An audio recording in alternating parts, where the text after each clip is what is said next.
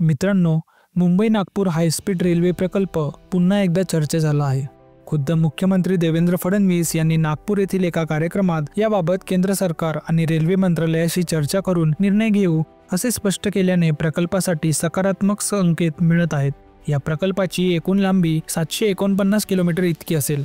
तसेच या रेल्वेचा ताशी वेग 330 ते 350 किलोमीटर इतका असेल, ज्यामुळे मुंबई ते नागपूरचा प्रवास 2 ते 2.25 तासात पूर्ण होईल। नागपूर जिल्ह्यात या मार्गातील 111 किलोमीटरचा ट्रॅक असणार असून तो समृद्धी महामार्गालगत बांधण्याचा विचार होऊन 3.5 वर्षे झाली। National high speed railway corporation limited यासाठी DPR करणार होते। या प्रकल्पासाठी जिल्हाधिकारी कार्यालयाच्या तळमजल्यावर ऑफिसही सुरू करण्यात आले होते। या महत्त्वाकांक्षी प्रकल्पासंदर्भात बोलताना मुख्यमंत्री फडणवीस यांनी सांगितले की समृद्धी महामार्गाला लागून समांतर हायस्पीड रेल्वे ताशी 330 ते 350 किलोमीटर प्रति तास वेगाने धावेल असा प्रस्ताव होता। म्हणजेच या वेगाने ही ट्रेन 2 ते 2.25 तासात मुंबई ते नागपूर अंतर कापेल। समृद्धीचे बांधकाम होत असताना रेल्वे मंत्रालयाने नागपूर ते मुंबई हायस्पीड रेल्वेवर अभ्यास केला आहे।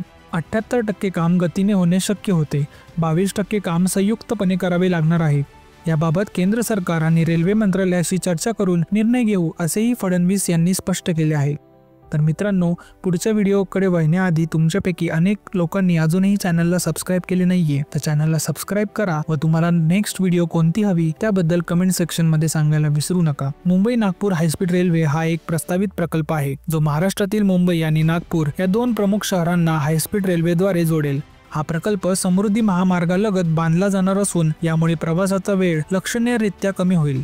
या प्रकल्पाची एकूण लांबी 749 किलोमीटर आहे। या मार्गावर एकूण 14 विशेष रेल्वे स्थानके उभारली जाणार आहेत। यात अजनी, खापरी, वर्धा, पुलगाव, कारंजा लाड, मालेगाव, जहांगीर, मेहकर, जालना, छत्रपती संभाजीनगर, शिर्डी, नाशिक, घोटी बुद्रुक, शहापूर आणि ठाणे या स्थानकांचा समावेश असणार आहे। या रेल्वेचा ताशी वेग 330 ते 350 किलोमीटर प्रति तास असेल, ज्यामुळे मुंबई व नागपूरचा प्रवास 2 ते 2.25 तासात पूर्ण होईल। या रेल्वेची प्रवासी वाहतूक क्षमता 750 प्रवाशांपर्यंत असेल। या मार्गावर एकूण 15 बोगदे बांधले जाणार असून त्यांची एकूण लांबी 25.23 किलोमीटर असेल। तर मित्रांनो, ही होती मुंबई नागपूर हायस्पीड रेल्वे बद्दलची माहिती। धन्यवाद।